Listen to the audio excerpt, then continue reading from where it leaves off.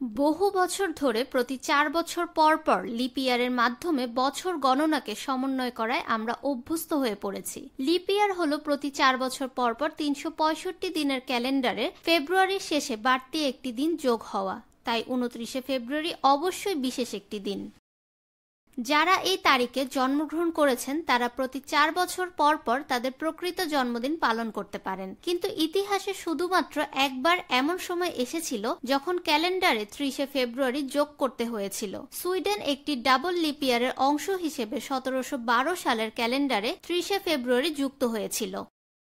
প্রতি 4 বছর পর পর ক্যালেন্ডারে যে অসঙ্গতি থাকে সেটিকে সমন্বয় করতে লিপ ইয়ারের আবির্ভাব। এই ক্যালেন্ডারে প্রাথমিক ধারণা এসেছিল রোমান সম্রাট জুলিয়াস সিজারের কাছ থেকে। তিনি সে সময় আলেকজান্দ্রিয়ান জ্যোতির্বিজ্ঞানী সোসিজিনাসকে রোমান ক্যালেন্ডারের একটি বিকল্প তৈরি করতে সাহায্য করতে বলেছিলেন। সৌর বছরের সাথে সন্নিবেশ করতে প্রতি 4 বছরে 365 দিনের সাথে একটি অতিরিক্ত দিন যোগ করা হয়। 1582 সাল থেকে ক্রমান্তরে জুলিয়ান ক্যালেন্ডারের জায়গা প্রতিস্থাপন করে নেয় আজকের গ্রেগরিয়ান ক্যালেন্ডার। লিপ ইয়ারের অতিরিক্ত দিনটি হবে 29শে ফেব্রুয়ারি এবং জুলিয়ান ক্যালেন্ডার দ্বারা নির্ধারিত 24 তারিখ ছিল। গ্রেগরিয়ান ক্যালেন্ডার এখন পর্যন্ত বিশ্বে সবচেয়ে বেশি ব্যবহৃত মানসম্মত প্রতিষ্ঠিত ক্যালেন্ডার।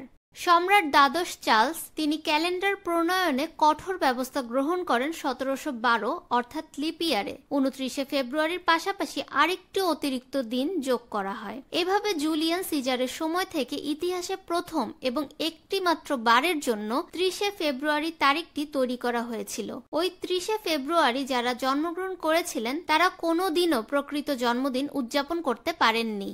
ফাহমিদা বিনতে আনোয়ার, নিরপেক্ষ নিউজ ডেস্ক, ঢাকা।